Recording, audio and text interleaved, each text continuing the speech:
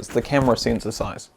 That's my answer. Also the lens choices and some specific creative decisions about the setup, but that's it.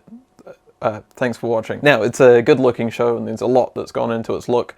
We're not here to talk about everything. I've been asked, what's going on with the distortion and the blur and the vignette? And I think I can answer that. Now, it's a look that we've seen a bit lately, and I think we'll see more of it going forward. You know, the Batman did it, and I think the Zack Snyder Rebel Moon did it as well. I don't know, actually. It wasn't the most memorable movie, but whatever. I've seen it happening a bit in movies, and there is a reason for that. So I think the first thing to understand is camera lenses and placement. Zooming the camera versus moving. So I can zoom into this right now. Wow. Or I could grab the camera and move it physically. Great. Isn't that lovely?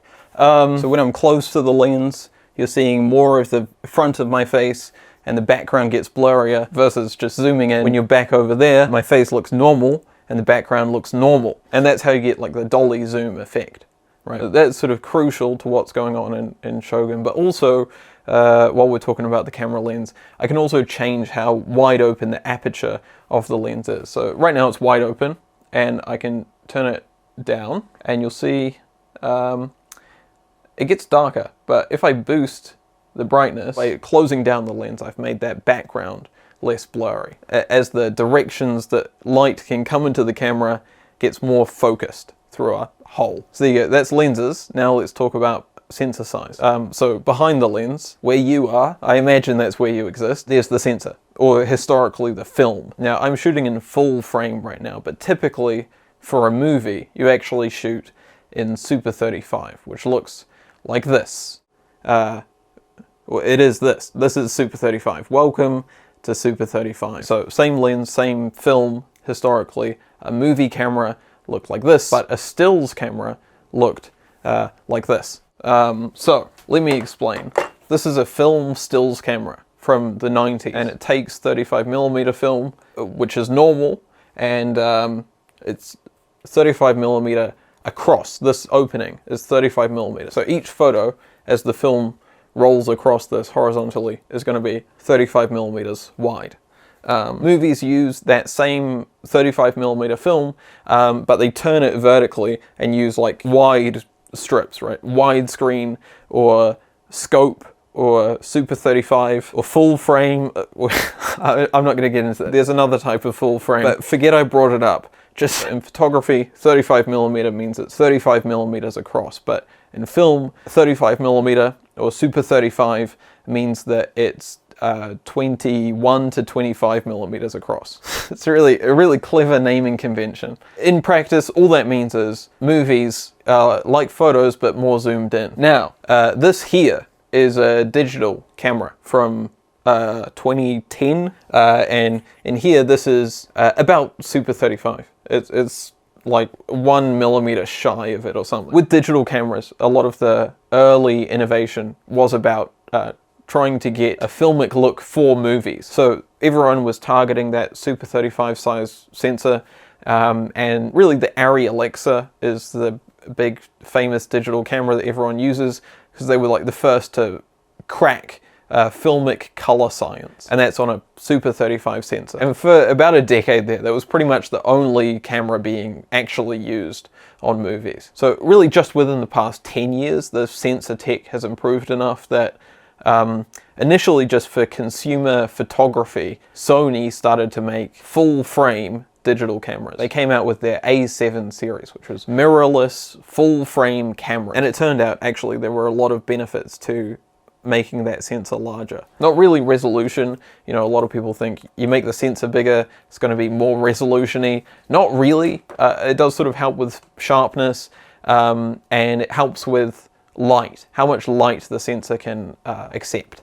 Which leads me to this camera that I'm shooting on right now, a consumer-grade digital full-frame mirrorless camera. And really the way to think of it is we've zoomed out beyond the original image. We're seeing more of the lens. So we're seeing more barrel distortion. See, like that line, that's a straight line, but once it's captured in the lens and I don't do any correction to it, you can see how it's being warped by the lens. But if I cropped into the lens, like that line there is a lot straighter. So it changes how much of the lens you see. And also, because we're so much wider, it means that with the same lens, to get an equivalent shot, you're going to want to get closer. So this camera is actually really close to me, and because it's so close to me, you're going to get more blur and more distortion on the subject, right? If I were on Super 35, I'd be back here, and this would be framed correctly. The background's going to be sharper, I'm going to be less distorted, but fuck it. So full frame being in the hands of idiots for like 10 years. I feel like this is sort of a look that we associate with internet video, but just like really in the past, like 5 years, high-end cinema camera manufacturers have started to seriously do full frame. So there's the Sony Venice, the Arri, Alexa, LF, Red have a bunch. So they're at the point now where they are existent and also reliable, and they can compete with the color of that Arri Alexa. So I think Shōgun was shot on the Sony Venice and the Alexa LF. And as you can see, the full frame sensor does at least encourage you to do a distorted look. Now back to lenses. Shōgun was also shot on the Hawk Class X and Vantage 1 anamorphic lenses. So anamorphic is where the lens actually squeezes the image down and then you stretch it out afterwards, and that's how you get the big widescreen movie look. You know, it's that cinematic look. They're known for having the oval bokeh that stretches vertically as you focus, and the lens flares and the focus fall off. The focus of them isn't actually very consistent. Like the center of the frame gets more in focus than the edges, and especially historically, you often find them without it now, but they had bad barrel distortion. But this isn't using vintage anamorphic glass, this is using new lenses that are designed to work on full frame. Also, anamorphic on digital has improved quite a bit recently because of the flares. The flares would actually often produce colors that were outside what the camera could capture. So sensor tech has improved, so shooting anamorphic doesn't technically break your image anymore, which is good. But Shōgun is really going for it, going for the anamorphic look, specifically using lenses that have a lot of this anamorphic character. You know, you can get anamorphic lenses that don't flare too much, that don't have the barrel distortion, but no, these lenses are crazy. They do all of that shit, and they do it to the extreme. So it's obviously a deliberate choice here to use the new tech and the old tech to push the look of this show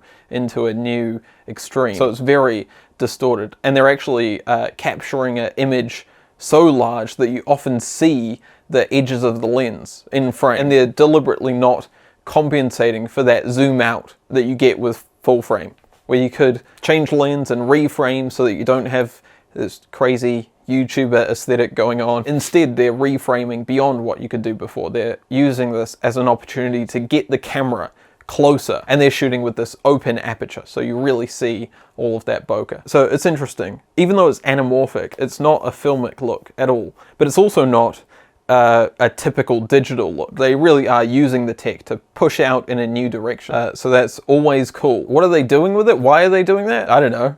I thought at first maybe it was like a fish out of water thing, but it doesn't seem to be deployed very consistently. Maybe they just wanted to get the closeness, to get the intimacy of the camera, maybe. But it looks crazy. It looks like you always notice that there's a camera there. Anyway, I would have thought it was for uncanniness, but I read a thing just before that they were going for naturalism. So, I don't know. But it's a good looking show. You can tell that they took the time to do some incredible setups. And also some stinkers, but we won't dwell on that. You know, I think it's a very expensive show. I think they overran their schedule. They're not using high paid talent. They get more time on set. It's reasonably small in scope, though there's a lot of visual effects work, obviously. But it just feels like, especially for right now, they spent an unusual amount of time to get it right. Anyway, I'm not here to offer any insight today. I was just going to flag up that one detail, so that's done now. Fuck off.